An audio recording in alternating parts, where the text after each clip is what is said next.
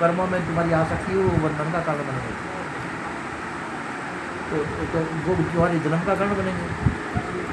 जैसे कर्म किए तुमने आसक्ति बस की है, तो आसक्ति वश जो कर्म किए हैं वो बंधन का कारण बने। आगे आसक्ति हो जाए वैसे ही बंधन मतलब जन्म लोगे। छुटकारा कैसे मिलेगा?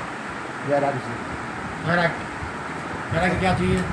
राग से रहित होना, संसार मोह शक्ति से रहित होना। मोह खत्म करना।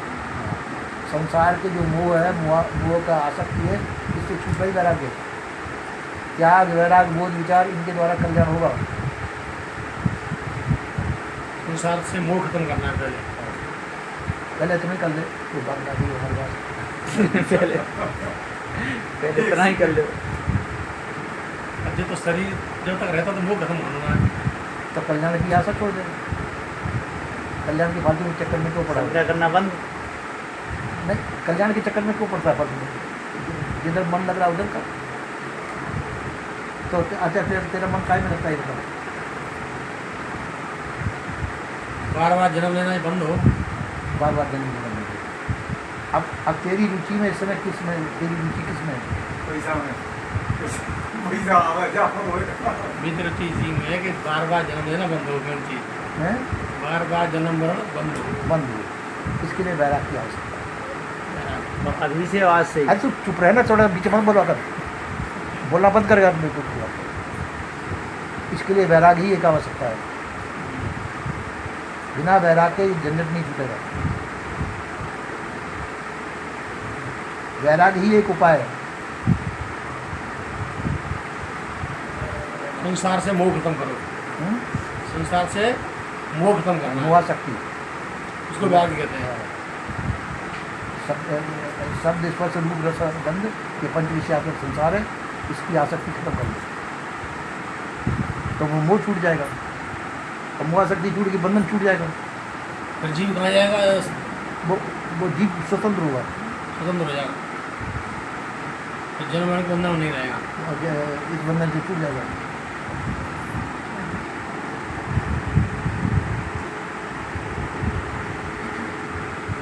अब ये सब इन लोगों की भ्रम कल्पना है। इसको छोड़ दे तो जीव स्वयं स्वतंत्र है।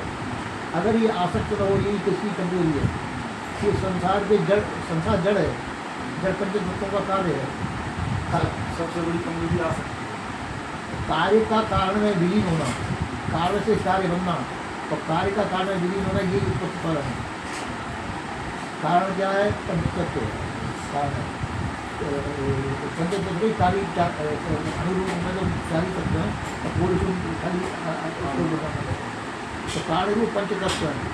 इस कार्य से कार्य कार्य नाना प्रकार के वस्तु बन गई संसार में।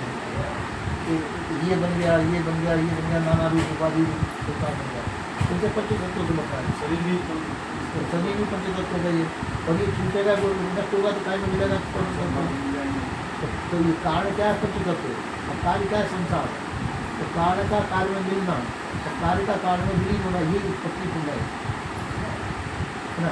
और जीव इससे अलग है। जीव चेतन है, ज्ञान स्वरूप है। जीव जो है चेतन है, ज्ञान स्वरूप है। ये न किसी से मिलेगा न किसी से बनाएगा। संसार को पंचतत्वों का कार्य है, बनता बिगड़ता है। तो जीव किसी से बनता भी नहीं, किसी से बिगड़ता भी नहीं। जीव अजरखंड अविनाशी है, चेतन है, ज्ञान रूप है, ज्ञान स्वरूप है। तो ये किसी हम बनाए नहीं, बिगड़ेगा भी नहीं। इस प्रकार से जो है अपन से स्वतंत्र, अपन चाहे तो मुक्त हो सकते हैं। जड़ आसक्ति, संसार की आसक्ति को छोड़ दो तो कोई भी जीव मुक्त हो सकता है। और जड़ शक्ति नहीं छूटे तो बड़ा मुश्किल है। अनादिकाल से संबंध चला रहा है, चलता रहेगा। तो कोई छोड़ना चाहते छोड़ सकता है, जड़ शक्ति ये जुड़ा नहीं है। तो इसी का उपदेश महात्मा लोग देते हैं। और महात्मा लोग खुद भी नहीं छोड़ पाते ना,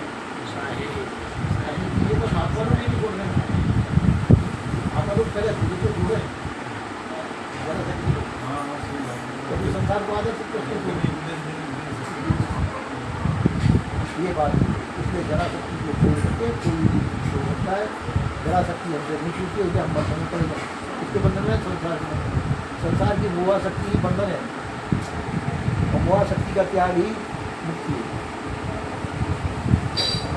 नाना प्रकार की चीज भी आ सकती है।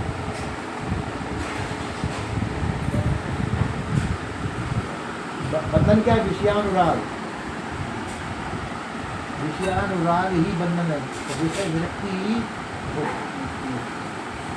तो विषय क्या है? शब्द स्पर्श रूप रस ये पंच तत्वों के विषय हैं। तो इन विषयों से विरक्त होना है ना? तो विरक्त होना ये मुक्ति है। विषय विरक्ति तो पंच विषयों से विरक्त होना ही मुक्ति है ना?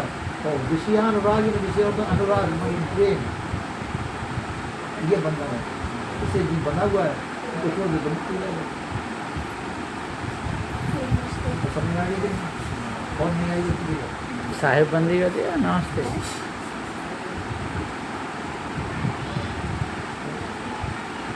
अब वो क्या होता है? चक्कर कहाँ पड़ता है? ये महामालूम विस्तार में ले जाते हैं। किसी चीज़ को विस्तार में ले जाएंगे तो वो समझ में नहीं आता। कोई भी चीज़ को विस्तार में ले जाके नहीं पॉइंट टू पॉइंट तोड़ना चाहिए।